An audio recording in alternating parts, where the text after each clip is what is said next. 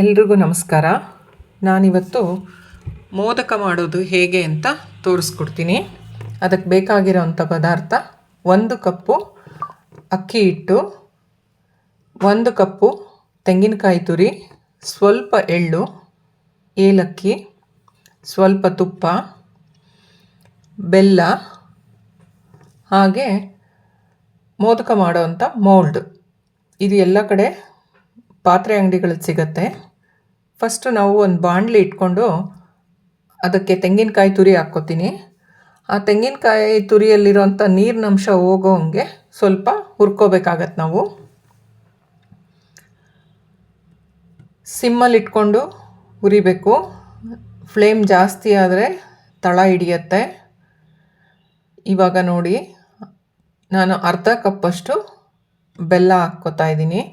ನೀವು ಯಾವ ಕಪ್ ಅಳತೆಯಲ್ಲಿ ತೆಂಗಿನಕಾಯಿ ತೊಗೊಂಡಿರ್ತೀರೋ ಅದೇ ಕಪ್ ಅಳತೆಯಲ್ಲಿ ಅರ್ಧ ಕಪ್ಪು ಬೆಲ್ಲ ಹಾಕ್ಕೋಬೇಕಾಗತ್ತೆ.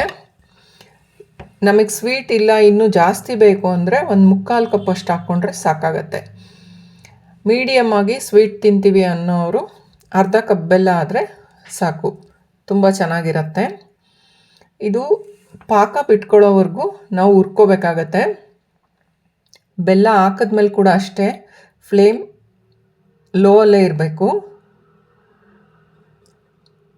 ಕೈ ಆಡಿಸ್ತಾನೆ ಇರಬೇಕಾಗತ್ತೆ, ಕೈ ಬಿಡಬಾರ್ದು, ತಳ ಹಿಡಿಯತ್ತೆ ಇಲ್ಲಾಂದರೆ.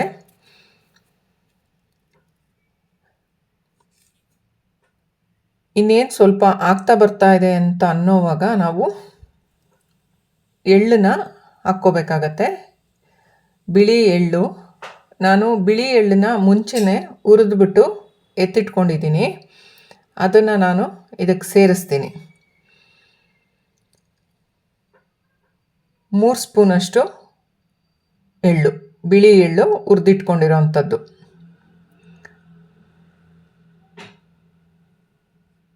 ಮತ್ತು ನಾವು ಕೈ ಆಡಿಸ್ಬೇಕಾಗತ್ತೆ, ಸ್ವಲ್ಪ ಹೊತ್ತು ಹುರಿಬೇಕಾಗತ್ತೆ. ಏಕೆಂದರೆ ಅದೆಲ್ಲ ಒಂದು ಕಡೆ ಕೂಡ್ಕೋಬೇಕು, ಎಲ್ಲ ಸಾಮಗ್ರಿಗಳು.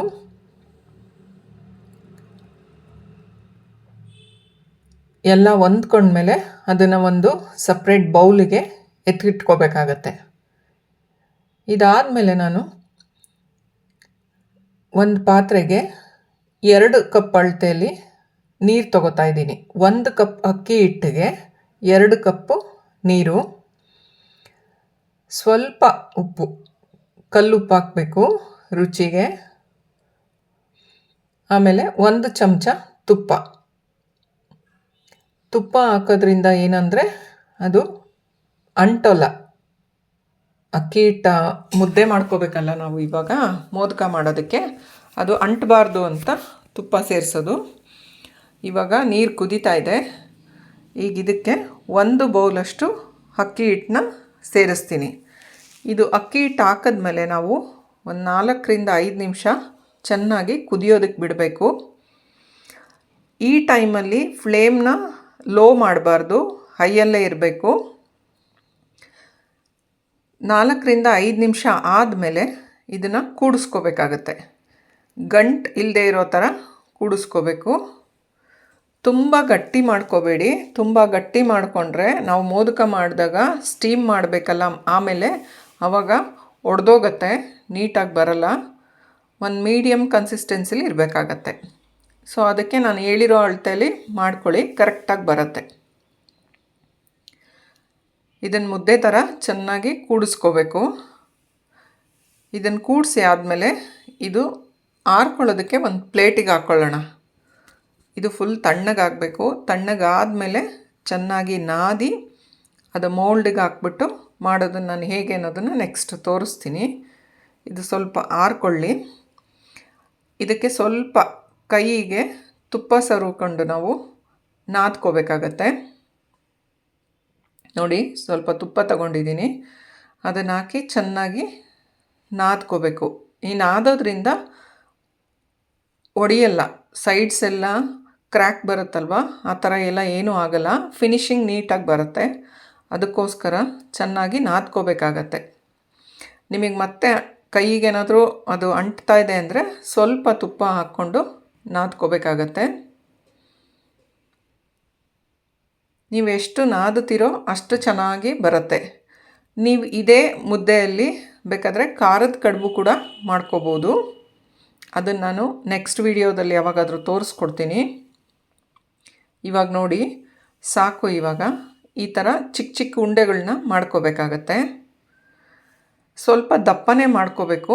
ತುಂಬ ತೆಳು ಮಾಡಿದ್ರೆ ಅದು ಸೈಡಿಂದ ಎಲ್ಲ ಬಿಟ್ಕೊಂಡು ಬರುತ್ತೆ, ಚೆನ್ನಾಗಿರಲ್ಲ, ಫಿನಿಶಿಂಗ್ ಚೆನ್ನಾಗಿ ಬರಲ್ಲ.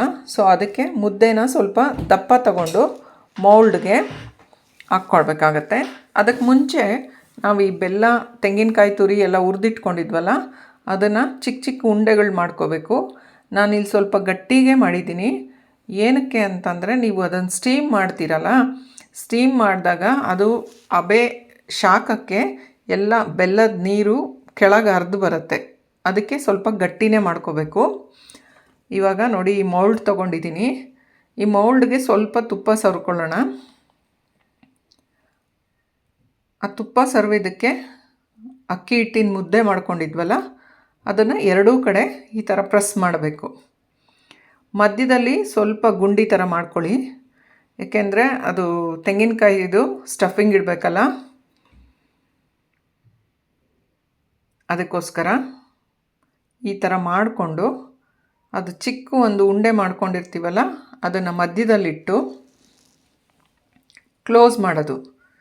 ತುಂಬ ಈಸಿ, ತುಂಬ ಚೆನ್ನಾಗಿ ಕೂಡ ಇರುತ್ತೆ ತಿನ್ನೋದಕ್ಕೆ. ಎಲ್ಲರೂ ಈ ಸಲ ಗಣಪತಿ ಹಬ್ಬಕ್ಕೆ ಗಣೇಶನಿಗೆ ಮನೇಲಿ ನೈವೇದ್ಯಕ್ಕೆ ಮಾಡಿ, ತುಂಬ ಚೆನ್ನಾಗಿರುತ್ತೆ. ಇನ್ ಕೇಸ್ ನಿಮ್ಮ ಹತ್ರ ಮೌಲ್ಡ್ ಇಲ್ಲ ಅಂದರೆ ಕೈಯಲ್ಲಿ ಕೂಡ ಮಾಡ್ಕೋಬೋದು. ಬಟ್ಲ ಥರ ಮಾಡಿಬಿಟ್ಟು ಮಧ್ಯಕ್ಕೆ ಹೂರಣ ಇಟ್ಟು ಕ್ಲೋಸ್ ಮಾಡಿ ಅದನ್ನು ಕೂಡ ಸ್ಟೀಮಲ್ಲಿ ಬೇಯಿಸ್ಬೋದು. ನೋಡಿ ಎಷ್ಟು ಚೆನ್ನಾಗಿ ಬಂದಿದೆ ಫಿನಿಶಿಂಗು. ಇವಾಗ ಈ ಥರ ಮಾಡಿಟ್ಕೊಂಡಿರೋಂಥ ಮೋದಕನ ನಾವು ಸ್ಟೀಮ್ ಮಾಡೋದಕ್ಕೆ ಅಂತ ಇನ್ನೊಂದು ಪ್ಲೇಟಲ್ಲಿ ಸ್ವಲ್ಪ ತುಪ್ಪ ಸವರ್ಬಿಟ್ಟು ಅದಕ್ಕೆಲ್ಲ ಜೋಡಿಸ್ಕೊಳ್ಳೋಣ.